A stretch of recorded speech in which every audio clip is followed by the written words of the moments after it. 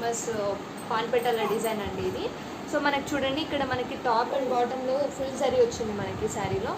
So and బ్లౌజ్లో కూడా same అండి, ఇలా మనకి కంప్లీట్ నిండుగా వస్తుందన్నమాట. బ్లౌజ్లో కూడా మనకి ఇలా పాన్పట్టాల డిజైన్ అనేది దీనికి, ఈ శారీకి.